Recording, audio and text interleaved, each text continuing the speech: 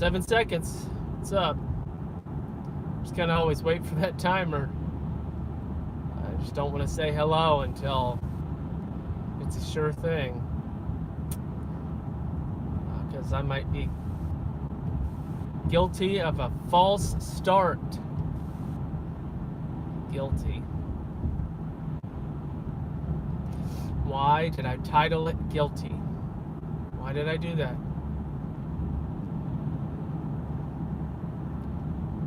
We are guilty people.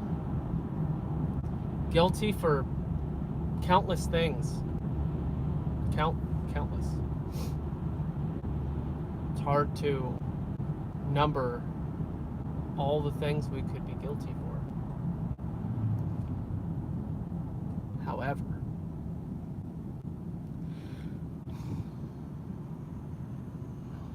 it requires a very good judge to determine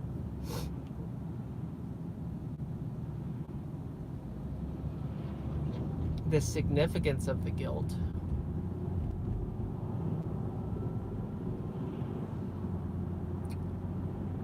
Just takes a good judge to judge appropriately. Kind of simple statement, but here's what I mean. First of all, you need a good law.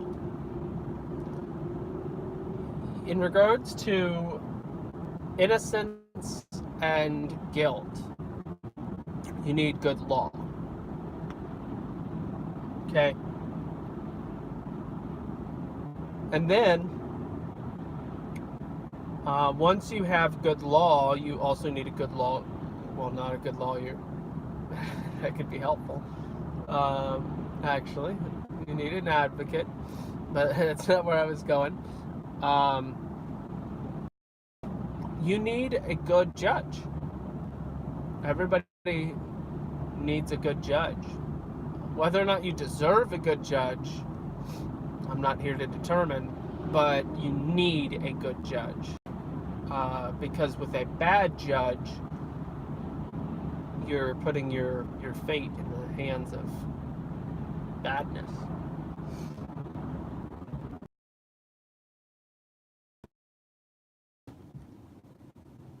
Maybe you're supposed to stop. That was like a 50-50 situation. So, I don't know, that's weird. Alright, so good law, good judge. These are good things. Without them, what you have is injustice. Oh, whoa. What do we have here? Injustice? Oh, but that's intolerable. What do we have here, guys? Think. Use the noggin. Use the noggin. All right, so injustice comes when the law is wrong or the judge is wrong, and perhaps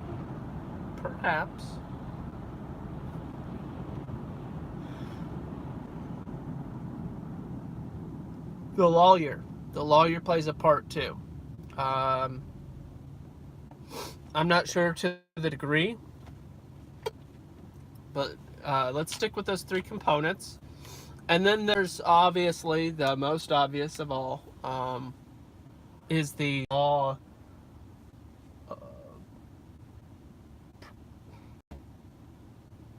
The subject, the defendant. Okay, so that's a part too. You can be the plaintiff, which I wonder if the word plaintiff comes from the word complain. Plaintiff, they just shortened it. Might be fairly obvious to some of you. A little bit more linguistic studies than myself. I mean, I've only studied like 8 or 9 languages. Studied, not learned. Studied. I'm a big fan of linguistics, so I love vocabulary, learning and stuff. So anyway, I don't want to block an intersection, so. And he's still going. Alrighty. You're like, you never really stopped. Well, you're not my judge. I was being strategic. It's not just stop where you are. Right? You gotta be pragmatic. You gotta be like, what am I blocking? Okay, that's really the most important thing, is what am I blocking? Because that's the whole purpose of that whole stop thing. If you just stop in the middle of a driveway that fire truck needs to get to, well, you're ignorant and you are impeding their access. That's not good. All right, so we've got injustice can take place on the plaintiff's side or the defendant's side. So you're accusing somebody of wrongdoing.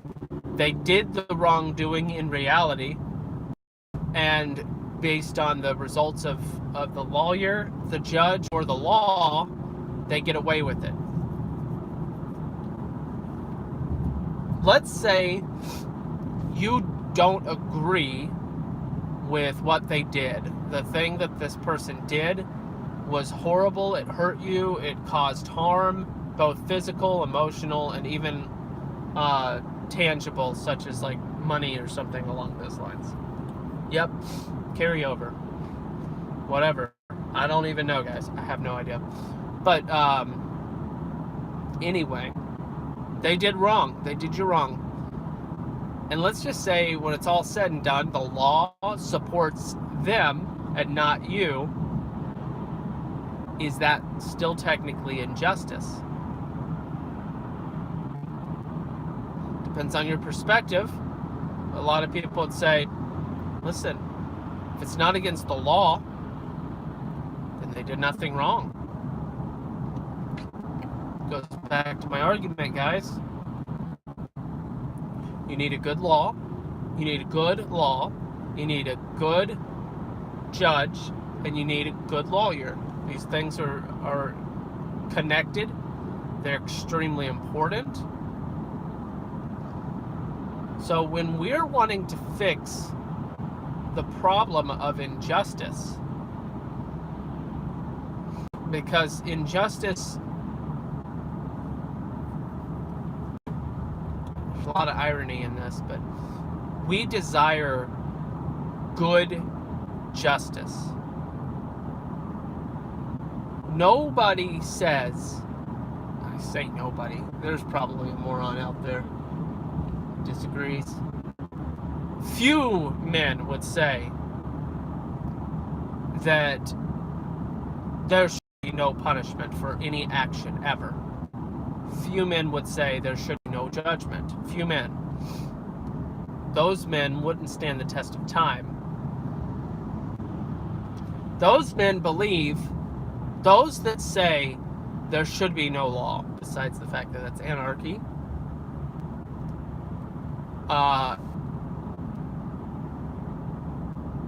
those men,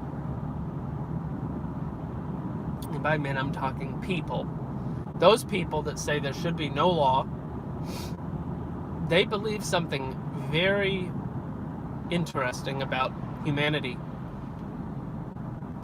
Okay, they believe they have to, otherwise they're being outrageously logically inconsistent. Outrageously. They believe that people are basically good. You have to believe that people are basically good in order to think that there should be no law. Because if people were basically good, then you could expect, it's about expectations, extremely important term. I wrote an entire article about it on LinkedIn. Expectations make the world go round. You can go check it out. But the thing is, guys, if people are basically good, you can expect them to do the right thing. Always. except by accident. Except by accident.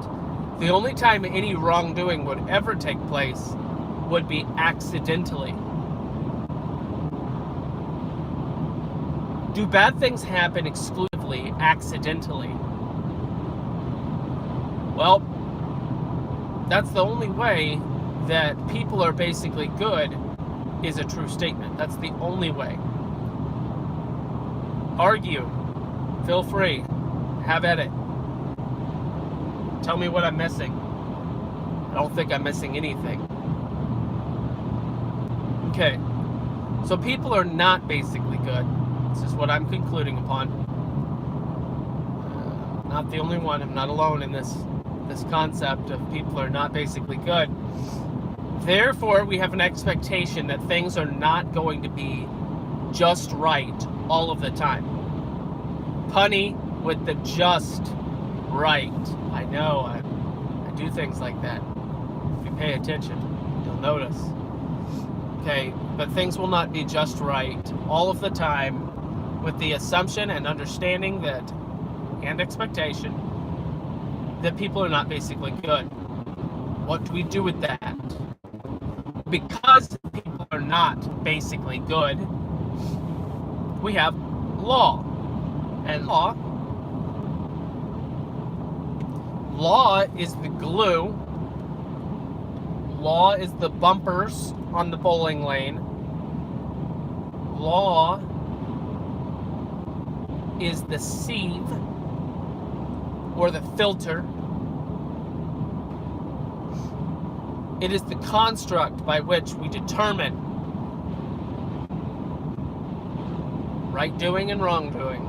So we need a good law. Well, some laws were made by people. Not tying your alligator up to a light post. Those kinds of laws made by people.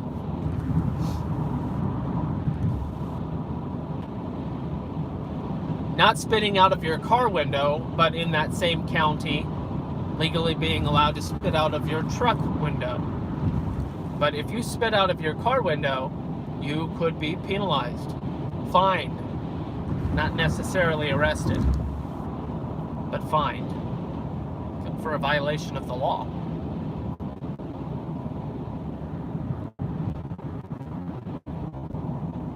So we need good law. Do we have good law? Is all law good? Probably not. Do we have good law? Yes, absolutely. We have good law. Okay, I'll go up 1 mile an hour. I'll make you all happy. 59, I understand. It's just... But, speaking of the law, guess who's guilty? Every car you see passing me, every single time you see that happen, I'm the litmus test. That guy that you just saw, I'm going 60. How fast is he going? Here's another one. He's probably going about 63 to 65, maybe even 66. He's violating the law by 10%. What does it mean? Is it important? I don't know. You have to ask the question, is it a good law? Are speed limits a good law? There's another one. About 68. I'm judging, estimating. It's estimation. Hypothetically, that's 12 to 15%. There's another one. You can't see that side of the car. Whatever. I see people. It's like I'm not standing still, obviously. But these cars, they pass me as if I'm an impedance. Anyway. Is the law good? Is the judge good? Let's put it this way. I'll stand by this.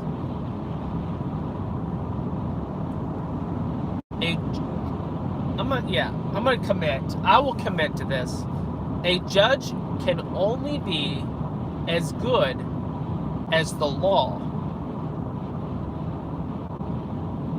Just in case you didn't catch it, a judge can only be as good as the law. If the law is good, the judge has the greatest opportunity to do good. And by good, I mean justice. Justice has its greatest opportunity amongst good law, a good judge, and a good lawyer.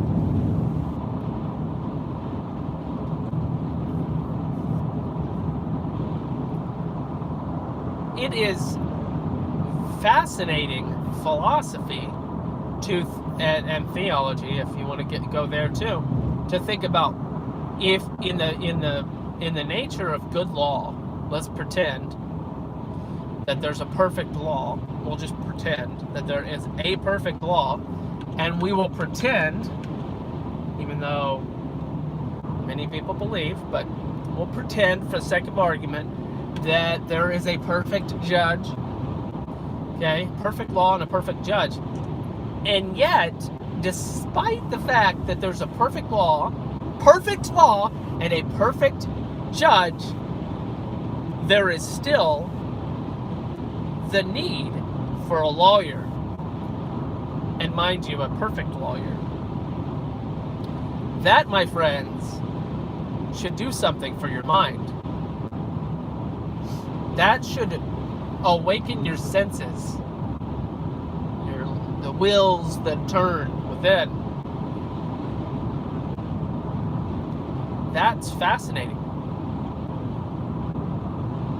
There is a perfect law, there is a perfect judge, and that perfect judge needs a perfect lawyer. The ironic twist is that perfect lawyer is the perfect law. He is the law. He is the law. That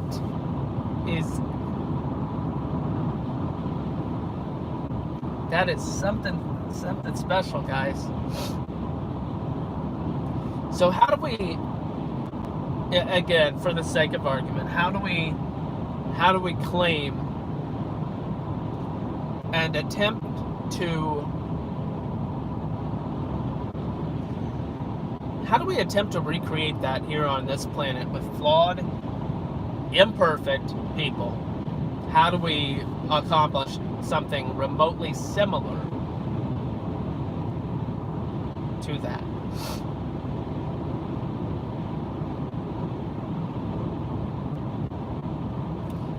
For those of you that don't have a clue what I was just talking about, I find it necessary, I feel obligated, I should say, to explain myself, just for the sake of those who have no clue what I was talking about.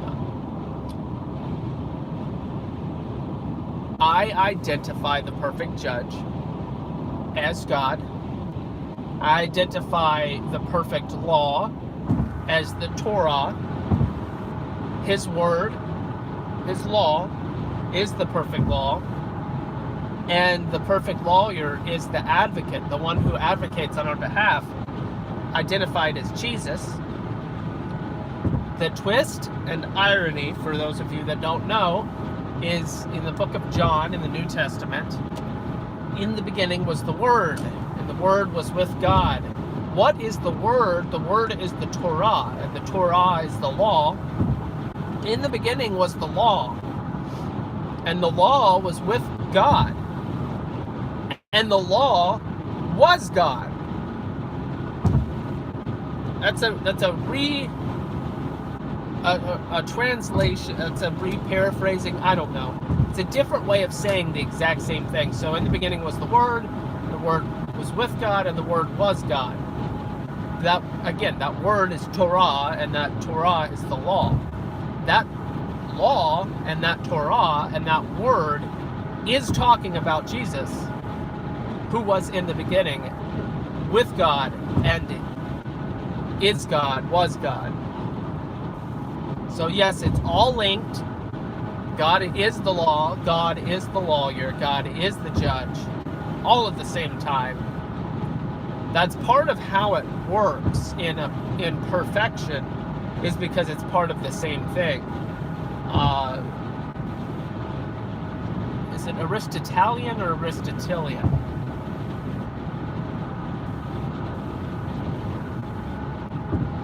Aristotelian. I think it's Aristotelian thought. Correct me. Doesn't matter.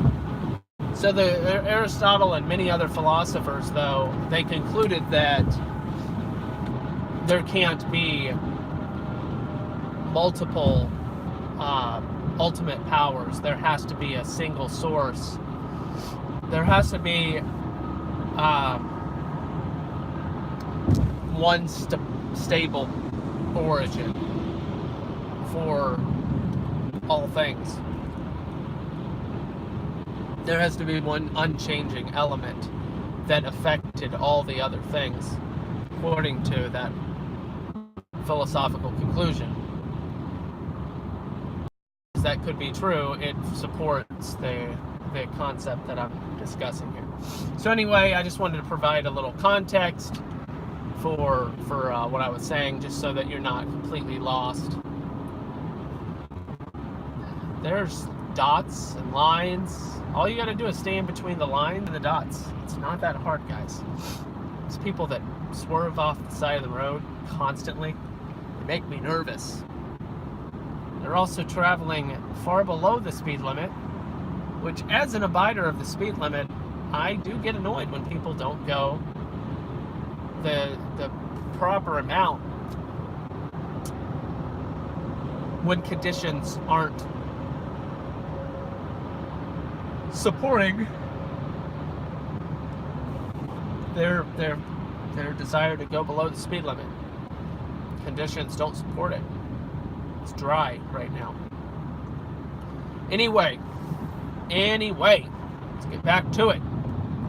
So, bottom line, we need a good law, we need a good lawyer, we need a good judge. We do need those things. How do we recreate them here on Earth with our flawed people? Well, we should use the best law that we can get our hands on. And the laws that we create that are necessary, hypothetically, that do not exist within the best known laws we can find, we need to make sure that they're as close to their predecessors, that they're as close to perfect law that we could possibly conceive. Excuse me. Here's what I mean. Laws, and I don't mean guidelines. I don't mean communicated or written expectations. I don't mean that. That's not what I'm referring to. I'm talking about laws. Laws that may result in death. Laws that may result in imprisonment. That's what I'm talking about. Although imprisonment, we can get on that topic for a long time as well. Imprisonment is a flawed system. It's not the way it was done, guys. It's not the way it was done. If you're not safe for society, I mean, that concept of imprisonment has to be the greatest communication of hope for change that has ever been made by mankind. I hope that you would change. If you don't hope that somebody would change, then prison shouldn't exist. If you do believe that somebody could change, then sure. Yeah, sorry, it just messages, my screen started going dark. I'm nervous. Alright. So.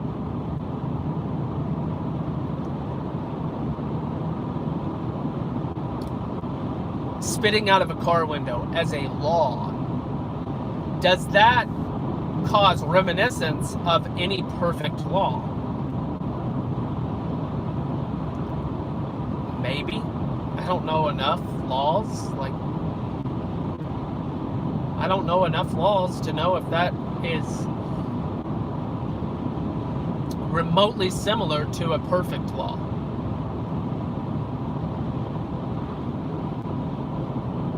No. Here's the thing, though. let me a little bit background. I've given you enough material construct for my argument, right? You understand where I'm coming from. But I didn't tie it back to the point that I'm trying to make. So the point that I'm trying to make is there is a massive, a colossal outcry of injustice in our world. Here's my point. My point is the wrong people, like the title of this video was Guilty. Exactly. The wrong people are being imputed with guilt. I will repeat that phrase. The wrong people and the wrong thing is being imputed with guilt. Bestowed. Imputed is the right word. Look it up. It is necessary to look it up. It's okay. The dictionary won't hurt you. It doesn't bite. But look it up if you don't already know what it means. It's okay. It's good for you. It's good for you. Promise. So imputed guilt is a massive problem. And it is a tool used by others to prevent you from a lot of things. But I'd say it robs you of understanding hope. It robs you of understanding grace. It robs you of understanding very many important themes and operations of this universe. Okay? Imputed guilt. It is a form of ensnarement, entrapment.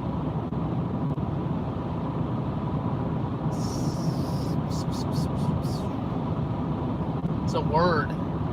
It's a word that might not be a word floating through my brain. And it just doesn't seem like it should be a word. I don't think it's a word, but I'm going to say it for humor's sake. And it could be. Entanglement, I know is a word. But why is there an S in that word in my brain? Ensnare, to ensnare. Whatever, it's a form of slavery, guys. I've gotten too distracted on my weird thoughts. It's a form of slavery.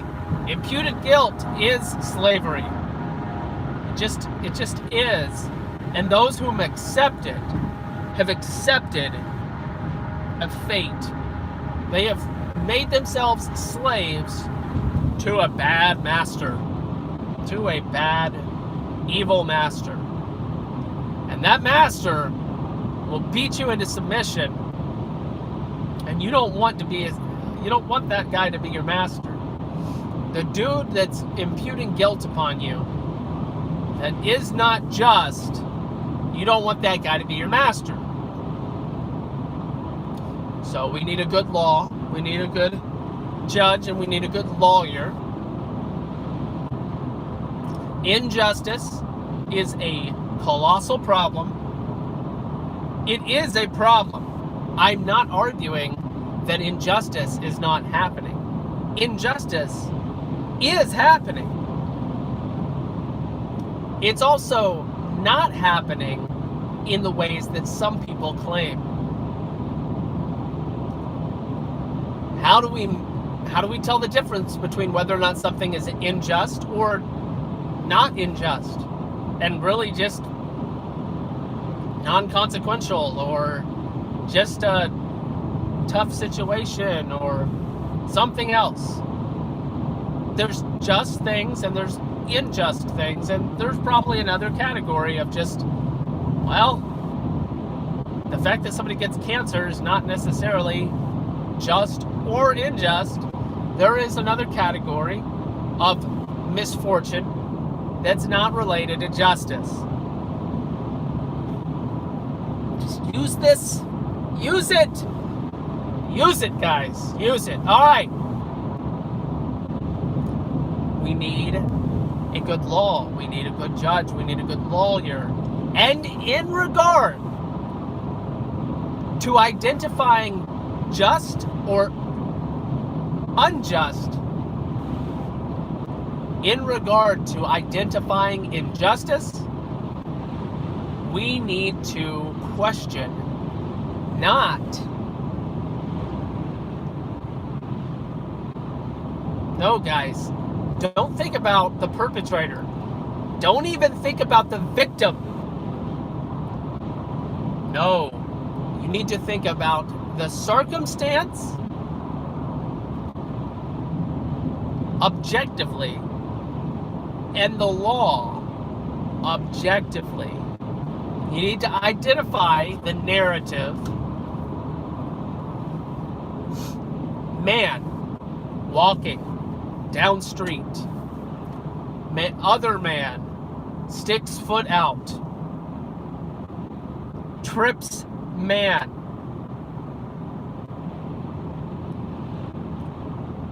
That's the objective statement. Now, the subjective nature is that's why we have a justice system. That's why there's advocates. That's why there's due diligence in the research of the conditions, because we need to determine what the man's foot was doing where it was, not why the man fell. The man fell. Okay? But why was the man's foot there? That does need to be determined. That is important. Very important. Okay? And that's the job of the lawyer, the advocate. That is the job. But first, we ask, is it illegal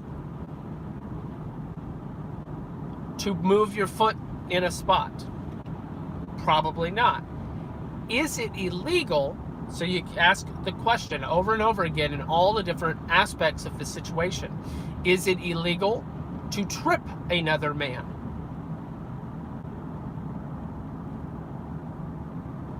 You have to answer that question.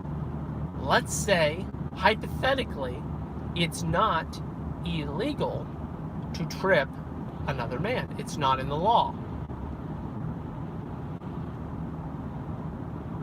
Well, what we have here is social expectation conversation, social norms, what's socially appropriate, as opposed to a question of law that may result in fines or prison or even death. Okay? It would be determined that, okay, it's not illegal to even trip a man. Therefore, what is the consequence for this man's actions? Potentially nothing. Well, is that just? Is that just?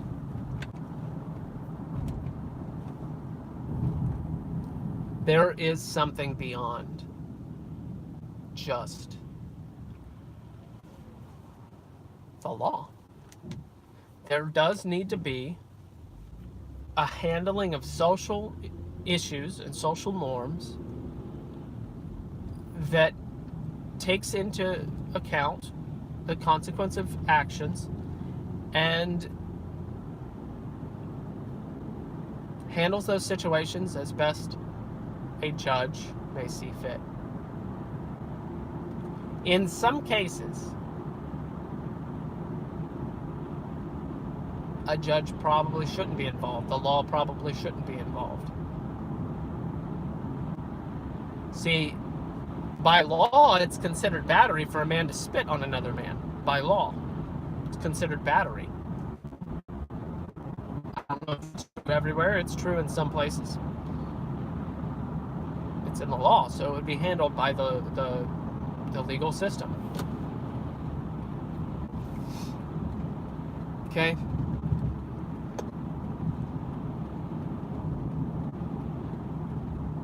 The question is the law good? Is the judge good? Is the lawyer good? Was it legal? Was it illegal?